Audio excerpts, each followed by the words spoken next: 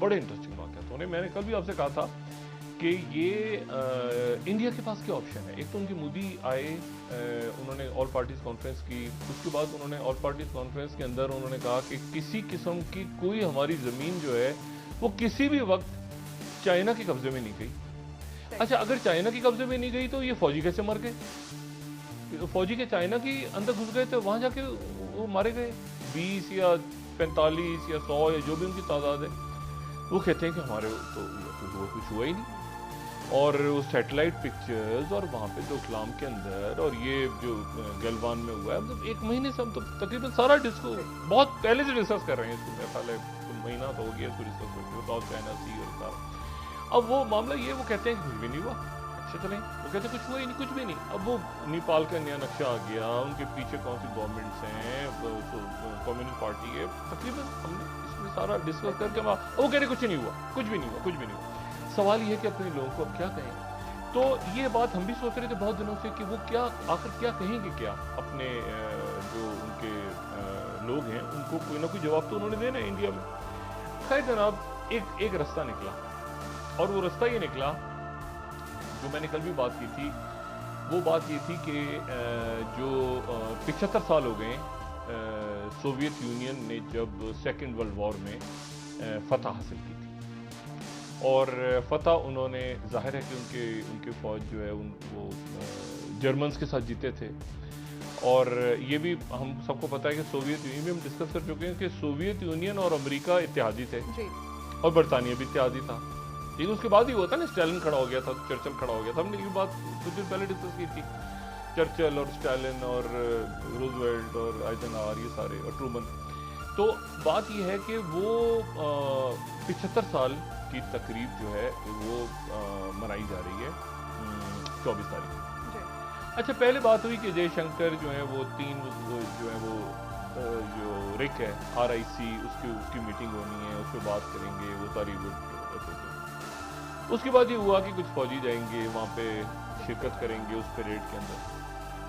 अब जनाब राजनाथ जो है, यानी मौसूफ राजनाथ सिंह जो कि वजीर दिफा हैं, वो खुद जनाब बनफ्से नफीस, जरा बड़ा कीजिएगा sir please, defence minister Rajnath Singh expected to attend Russia's victory day parade. सारी वो कोविड शोविड छोड़ छाड़ के सारा, यानी राजनाथ सिंह अब जा रहे हैं जनाब मॉस्को, और कितने दिन के लिए जा रहे हैं? 3 दिन के लिए। इन हालात में ठंडा पड़ा हुआ है चाइना के साथ, वहां पर जो तकरीब हो रही है, जो अच्छा प्यूटिन बहुत ज्यादा इसमें दिलचस्पी ले रहे हैं। उन्होंने ये जो परेड होगी रेड स्क्वायर पे, उसमें उन्होंने पूरी कोशिश की है कि वहाँ पे उनके जो फौजी दस्ते हैं, बाकी जो लोग हैं, वो ये कोविड की वजह से, यानी पहली दफ़ा होगा कि कोविड के SOPs के साथ कोई फौजी परेड हो रही होगी। तो ये प्यूटिन ने वहाँ पे बड़ा इंतजाम किया हुआ है। अब उसमें जनाब राजनाथ सिंह पहुँच गए। अच्छा, कमाल की बात यह कि वहाँ PLA भी आ रही है।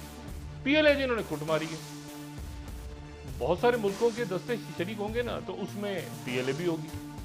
अच्छा, अब PLA भी होगी और यहाँ पे राजनाथ सिंह बैठे होंगे, और सामने वो एक दस्ता जो है सिख रेजिमेंट का, क्योंकि सिख रेजिमेंट उस वक्त शरीक हुई थी, उसने बड़ा कलीदी किरदार अदा किया था बरतानिया के साथ। जाहिर है यहाँ से फौज बरतानिया की गई थी, और बरतानिया की फौज दूसरी जंग अजीम में लड़ी थी, हिंदुस्तान की फौज गई थी बरतानिया के साथ लड़ी थी। तो जो हिंदुस्तानी थे वो सिख जो रेजिमेंट थी उसके लोग उसमें परेड में शरीक होंगे।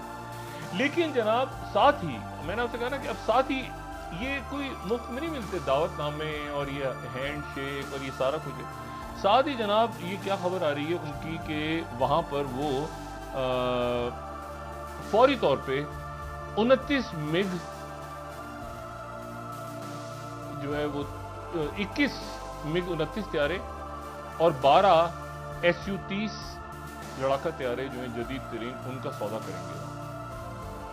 यानी ये डिफेंस पैक्ट करेंगे, जहाज खरीदने का उनको बहुत भारी अमाउंट पे करेंगे, और उसके नतीजे में उनको दावतनामा मिले, यानी कीमत। मैंने आपसे कहा, मैंने परसों भी 2 रोज पहले भी कहा था कि प्यूटिन के साथ हाथ मिलाने की, आप हाथ मिला लें, किसी के साथ हाथ मिला लें, हाँ आप पे करें, हाथ मिला लें आप। ये जो है ना, ये बड़े बड़े जो हॉलीवुड के और इधर के बॉलीवुड के एक्टर्स पे करें, शादियों में आके नाचते हैं। तो बात यह है कि वो तो अब असला खरीदने की बात हो रही है और वहां पे राजनाथ जाके और अपने अवाम को बताएंगे कि देखें रशिया हमारे साथ खड़ा है। अच्छा, एक तो बात ये होगी। दूसरी जो बात है वो जरा थोड़ी सी खौफनाक है, और वो बात ये है कि देखें रशिया जो है वो कल भी मैंने बात की थी कि दुनिया का जो यानी एक बड़ा, सबसे बड़ा रकबे के लिहाज से दुनिया का सबसे बड़ा मुल्क है, लेकिन जहां पर वो सबसे बड़ा मुल्क है तो फिर उसकी थोड़ी सी हमने ज्योग्राफी भी कल डिस्कस की थी और ये किया था कि हम उसको आसानी के साथ दो हिस्सों में डिवाइड कर लेते हैं। एक उरल के पहाड़ हैं बीच में, और उरल के पहाड़ों के एक तरफ जो है वो पूरा का पूरा रूस है, जहाँ पे सेंट पीटर्सबर्ग भी है, जहाँ पे मॉस्को भी है, जहाँ दुनिया रहती है, जो यूरोप के साथ है, जो मैदानी इलाका है, और जो पहाड़ों की इस तरफ है वो बहुत बड़ा इलाका है जिसमें साइबेरिया भी आता है, जिसमें आप समझें कि यानी फार ईस्ट तक चले जाएं, उसमें पूरा का पूरा जो रशिया है ना, आप जरा इस तरह से अंदाजा लगाएं कि रशिया जो है, जहां पर अमेरिका यानी अब कुर्रा अर्थ को आप अगर देखें, मैं समझाने की बात करके फिर निकल जाता हूँ। कुर्रा अर्थ को आप देखें ना, जो अमेरिका का जो जहां एंड होता है ना खत्ते इस्तिवा पे, जितनी दूर अमेरिका का एंड होता है तो वहां पर ये सारा का सारा मौजूद है आपका रशिया, यानी सर्द इलाका है, सर्द इलाका। और वहां पे रोड्स नहीं है, वो डेवलपमेंट नहीं है मॉस्को और सेंट पीटर्सबर्ग की तरह। मॉस्को और सेंट पीटर्सबर्ग तो यूरोप के, जो मशरकी यूरोप के ममालिक हैं उनसे ज्यादा खूबसूरत है। अब जनाब एक मैं यहाँ पर एक बात बताऊं जिससे फायदा उठाने जा रहे हैं मौसूफ इंडिया एक क्या खेल करने जा रहा है आपको बताए ना। मॉस्को में प्यूटिन और शी जिनपिंग उनका गहरा साथ है, बड़े गहरे, मतलब उनका क्वाड के ऊपर उनकी बड़ी रिजर्वेशन हैं कि ये इंडो पैसिफिक रीजन में क्या हो रहा है। यानी मैं बात कर रहा हूँ चीन और रूस की। चीन और रूस एक पेज पे हैं दुनिया में इस वक्त, और दोनों आपको पता है कि जो रशिया है वो ढूंढ रहा है कि उसको गर्म पानी की कोई बंदरगाहें मिल जाएं, ठीक है, और नेटो के साथ उसकी जो वो यूरोप के अंदर अपना इन्फ्लुएंस बढ़ा रहा है, ये सारा कुछ कर रहा है। लेकिन एक उनकी जो उरल यूनिवर्सिटी है, जो कि उरल के पहाड़ों से जिनका नाम है उरल यूनिवर्सिटी के एक चाइना के अमूर के माहिर हैं जिनका नाम है दिमित्री सेलोबॉफ।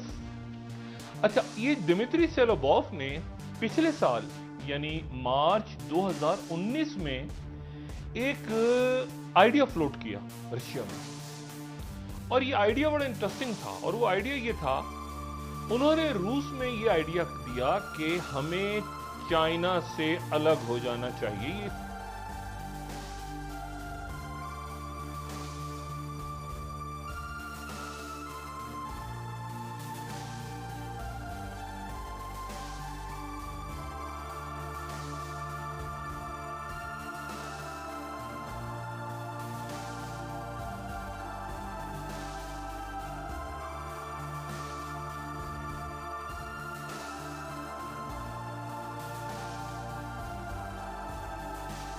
फिर कजाकिस्तान है, फिर उज़्बेकिस्तान है, फिर तुर्कमानिस्तान है, ये सारे मुल्क हैं। तो ये सारे मुल्क जो है एक ज़माने में ये हिस्सा थे सोवियत यूनियन का, ये टूट गए। इन सारे मुल्कों की एक चीज़ कॉमन है, और वो ये सारे के सारे जितने वस्ती एशिया के मुल्क हैं ये लैंड लॉक हैं। यानी लैंड लॉक से मुराद ये कि इनके साथ कोई समंदर नहीं लगता, और समंदर ही लगता, और सिर्फ लोग कंफ्यूज हो जाते हैं। ये तुर्कमेनिस्तान वगैरह के साथ देखें ना कैस्पियन सी को, ये कैस्पियन सी नजर आ रहा है, कहीं तरह दिखाएंगे, ये जो ब्लू कलर का नजर आ रहा है ना कैस्पियन सी दरमियान में, ये हाँ, ये जो काजाकिस्तान और ये जो कैस्पियन सी, ये कैस्पियन सी जो है ना, ये कैस्पियन सी नहीं है वो, ये वाला, ये जो बड़ा, सॉरी, ये जो बिल्कुल आपको एक्सट्रीम साइड पे नजर आ रहा है, ये कैस्पियन सी नहीं है, ये लेक है, एक झील है। यानी ये खुद भी चारों तरफ से लैंडलॉक है, यानी ये क्लोज है बिल्कुल, ये कैस्पियन सी। तो अब मसला ये आप देखें ना यहाँ से, तो ये सी नहीं है असल में, कैस्पियन के भी नीचे जो है इसकी भी एक अज़रबैजान वगैरह आ जाते हैं नीचे। तो मकसद कहने का ये है कि ये जितने मुल्क हैं ये सारे मुल्क लैंडलॉक हैं, इनमें से किसी के पास कोई बंदरगाह नहीं है। और उज़्बेकिस्तान तो बेचारा डबल लैंडलॉक है, यानी उसके साथ जो उसके पड़ोसी हैं वो भी लैंडलॉक हैं, तो वो डबल लैंडलॉक मुल्क होता है जिसका पड़ोसी भी लैंडलॉक हो। अच्छा, अब मामला ये है कि रशिया के अंदर एक थ्योरी पेश की गई कि ये जो मुल्क हैं सारे के सारे वस्ती एशिया, ये मुल्क तो थे हमारा हिस्सा, और इन मुल्कों के लिए हम लड़े और हम टूटे, और उसके बाद जनाब तय ये हुआ कि शंघाई कॉरपोरेशन ऑर्गेनाइजेशन जो है वो चाइना और रशिया दोनों मिलकर करेंगे तरक्की माशी तौर पे। लेकिन अब ऐसे हालात पैदा हो गए, ये जो बहुत सारे स्कॉलर्स हैं ना रशिया में, और जो रशिया और चाइना के स्कॉलर्स हैं, इनके ऊपर अच्छी खासी फंडिंग हो रही है इस वक्त। तो उन्होंने ये आइडिया फ्लोट किया मौसूफ ने, और रशिया में किया, कि हमें चाइना एक जूनियर पार्टनर बना लेगा मुस्तकबिल में। मुस्तकबिल में इमर्ज तो चाइना हो रहा है, दुनिया में बात तो ये हो रही कि China China America, China America, China America, तो रशिया किधर गया? और हमने, रशिया ने, आपको पता है ना, ये रशिया के साथ मैंने उनकी ज्योग्राफी की बात की थी, नेटो उनके सर पे आके खड़ा हो गया था। ये जो बेल्टेक स्टेट्स थी, ये जिनकी ये लेथविया और ये यानी जो भी ईस्टर्न यूरोप के ममालिक थे, ये सारे के सारे आके खड़े हो गए थे नेटो के साथ। तो रशिया के साथ क्या प्रॉब्लम क्या पेश आ गई थी कि रशिया को कोई बफर चाहिए था बीच में, यानी नेटो सर पे बैठ गया आके बेल्टिक स्टेट की सूरत में, तो एक बफर होना चाहिए ना बीच में। तो बफर के तौर पे वो यूक्रेन में घुस गए थे। ये 2-4 साल पहले यूक्रेन में घुसे थे, बफर आ जाए, कोई मुल्क आ जाए बीच में सीधा, क्योंकि यूक्रेन हिस्सा नहीं है नेटो का, तो उन्होंने कहा मुल्क आ जाए, बिल्कुल ही हमारे सर के ऊपर आके बैठ गए, नेटो मुल्क बैठ गए। अब वो जनाब ये थ्योरी दे रहे हैं कि रशिया को क्या मिला है इस पूरे, ये जो पूरा बेल्ट एंड रोड इनिशिएटिव है, ये तो काजाकिस्तान के अंदर सारी की सारी उनकी जो ट्रेड हो रही है वो काजाकिस्तान में हो रही है, फौजी अड्डे वहां पे बन रहे हैं, और अभी इस वक्त जो ऑयल है रशिया का सबसे ज्यादा कहां जा रहा है? चाइना को ही जा रहा है ना डायरेक्ट। तो कल को अगर ये बेल्ट एंड रोड बन जाता है और इसके थ्रू डायरेक्ट ये सारे मिनरल्स और ये यूरोप से डायरेक्ट ऑयल आना शुरू हो जाता है चाइना, तो रशिया किधर खड़ा होगा? और ये मिलिट्री बेसिस बन जाएंगी तो फिर रशिया कहां खड़ा होगा? तो जो हमारी पावर है वो मतलब हमें क्या मिल रहा है इसमें दरमियान में?